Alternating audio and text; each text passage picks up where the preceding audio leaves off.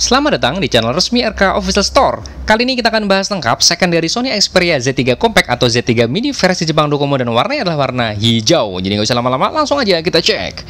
Tentunya HP ini bisa Anda dapatkan di kami ya, di RK Official Store dengan harga, cara order, semuanya sudah kita cantumkan kok di dalam deskripsi kita. Jadi silahkan klik untuk deskripsinya.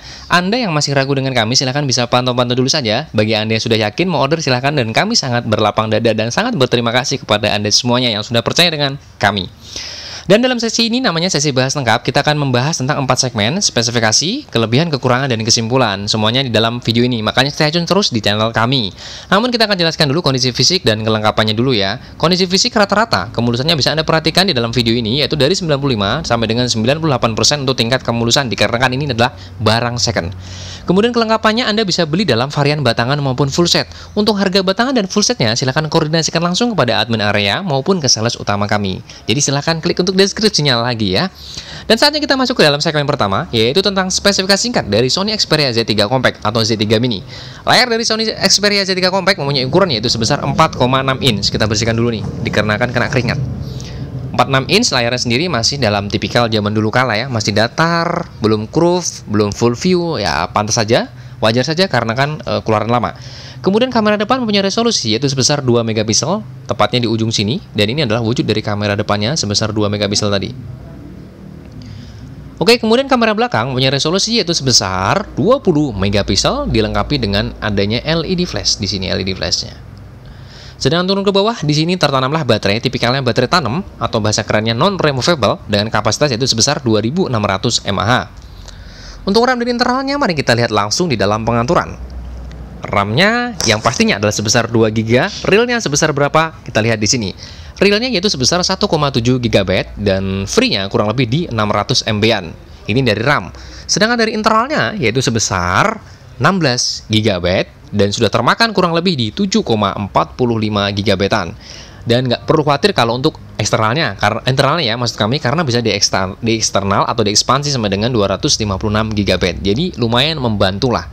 Kemudian untuk prosesor yang digunakan, dia menggunakan Snapdragon 801, speednya di dual core.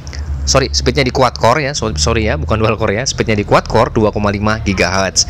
Kemudian untuk tentang ponselnya, karena ini adalah versi Jepang Docomo, yaitu di SO02G adalah modelnya, versi Androidnya yaitu di Marshmallow. Namun tidak menutup kemungkinan kalau memang ada pembaruan dan sebagainya, itu hak dari Docomo dan Sony. Ya, alhamdulillah kalau memang Anda dapat. Kemudian jaringannya sudah pasti di 4G LTE. Ya, walaupun masih dalam single SIM. Nah, ini dia. Dan saatnya kita akan coba untuk kamera dulu nih, kamera depan dan belakang, karena yang lainnya kami anggap sudah dalam masuk sesi bahas lengkap untuk spesifikasi. Kameranya mari kita akan langsung jepret saja. Yang pertama saya akan selfie dulu menggunakan kamera depan. Jadi saya akan selfie sendiri ya, karena nggak ada temennya. Saya selfie 1, 2, 3. Oke. Dan sekarang saya akan foto kamera belakang menggunakan apa ya, objek tangan saja, karena nggak ada objek di sini. Kita akan jepretkan ke tangan saya, 1, 2, 3. Oke. Dan saatnya kita analisa bersama-sama. Ini adalah menurut versi kami. Menurut versi Anda seperti apa? Silahkan dicantumkan di dalam kolom komentar nantinya. Tapi kita akan pelajari dulu. Kamera depan resolusi 2 megapiksel. Kita akan lihat seperti ini hasilnya. Nah, pada saat di zoom pastinya akan pecah lah, dikarenakan hanya 2 megapiksel ya kan. Kemudian di sini ada sedikit polesan-polesan, artinya agak sedikit disamarkan atau bolehlah dikatakan mau dicantik seperti itu. Sebenarnya kalau menurut kami analisanya bukan karena mau dicantik, dikarenakan adalah mode pecahnya tadi ya, karena pecah jadi ya, jadi seperti akan kayak disamar-samarkan atau dipoles-poles atau dibedak-bedakin.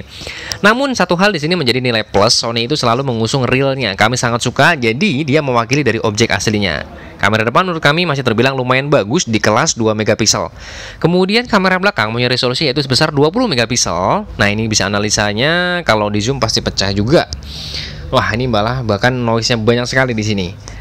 Nah, seperti ini. Jadi kalau untuk kamera belakang, kalau menurut kami ya terbilang sama sih, lumayan bagus karena kami sangat suka real. Ini kan zoomnya, tidak semua handphone kan tidak selalu bisa zoom seperti ini. Ada kalanya cuma beberapa kali zoom saja di HP-HP. Tapi kalau menurut analisa kami, ini sudah kita kirimkan ke HP lain dan kualitasnya juga bagus di sana. Artinya kamera depan dan kamera belakang menurut kami masih dalam imbang di lumayan bagus. Ini menurut kami versi RK Official Store.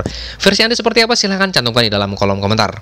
Dan saatnya berarti kita masuk ke dalam segmen berikutnya, yaitu tentang kelebihan apa yang dimiliki dari Sony Xperia Z3 Compact versi RK Official Store. Yang pertama, menurut kami adalah dari segi desain. Desainnya kami benar-benar sangat terpukau dengan kecil, menarik, unik kayak cabai rawit ya. Hijau warnanya ya, berarti cabainya masih hijau. Pedes berarti.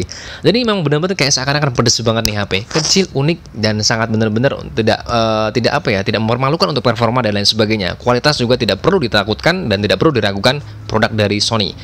Ini menurut kami sangatlah elegan untuk desainnya. Yang kedua adalah dari segi kameranya, dimana Anda bisa melihat sendiri dengan resolusi hanya ya sangat kecil, 2 megapiksel depan.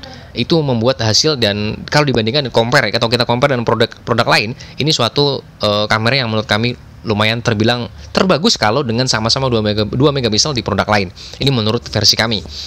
Di samping itu juga masih dalam sektor kamera, kelebihannya yaitu bisa adanya untuk perekaman videonya, yaitu sudah support 4K. Harga ratusan ribu sudah support 4K, dan Anda bisa perhatikan.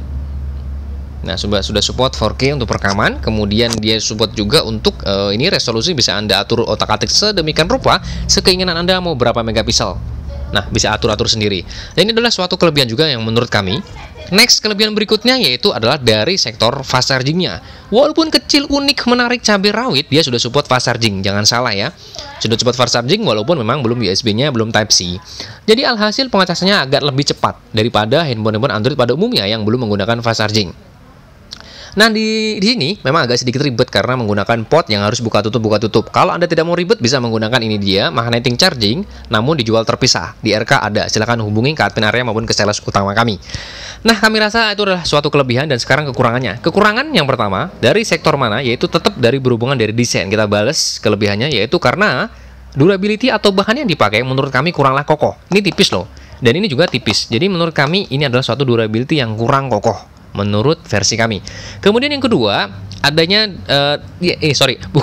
artinya tidak adanya dual SIM. Ini adalah suatu kekurangan. Di sini Anda bisa perhatikan, walaupun memang sudah support 4G LTE, namun dia sayang sekali masih single SIM. Kalau kita bandingkan dengan komputer lain, rata-rata sudah menggunakan dual SIM. Ini adalah suatu kekurangan yang menurut kami. Kekurangan berikutnya yaitu adalah dari sektor tetap kamera juga, dimana kamera perekaman video rata-rata di Sony ya, sebenarnya tidak kita keluhkan dalam Sony Xperia Z3 Compact, tapi hampir semua Sony rata-rata perekaman video dia hanya bisa maksimal rata-rata kita bicara dari 3 menit sampai dengan 27 menit. Ini kalau dalam posisi dari dingin ke derajat Celcius untuk tingkat panasnya. Jadi adalah suatu kekurangan juga ini menurut kami. Terus kekurangan berikutnya adalah dari sektor baterai. Baterainya memang tidak boros banget, 2600. Bahkan dia kalau tidak digunakan, dia masih tidak turunnya itu tidak drastis.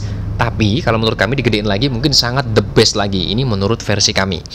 Hanya itu saja kekurangan dan kelebihannya, dan saatnya kita masuk dalam segmen kesimpulan. Kesimpulan yang pertama, worth it atau enggak nih? Sangat-sangat dan sangat worth it ini menurut versi kami kalau Anda beli ini dalam kategori second.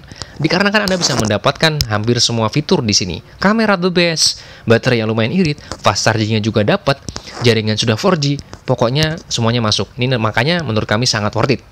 Kemudian, paling tepatnya, ini buat kalangan siapa? Menurut kami, anak kecil, orang tua, atau anak muda. Semua kalangan masuk di Sony Z3 Compact ini versi kami. Ya, memang ada beberapa orang kurang masuknya, itu mungkin orang tua ya, agak sedikit. Dia mungkin second phone aja, atau handphone kedua, dikarenakan agak sedikit kecil memang.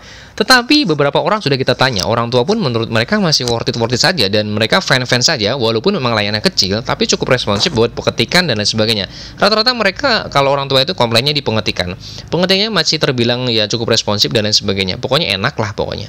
Kamera, layar, semuanya tajam. Ini makanya menurut kami semua kalangan masuk di Sony Xperia Z3 Compact. Dan menurut Anda seperti apa? Silahkan cantumkan di dalam kolom komentar. Apapun komentar Anda, cek. Lampirkan, karena kita di sini sama-sama belajar. Mungkin cukup sekian pembahasan kali ini tentang pembahasan dari Sony Xperia Z3 Compact versi Jepang Docomo.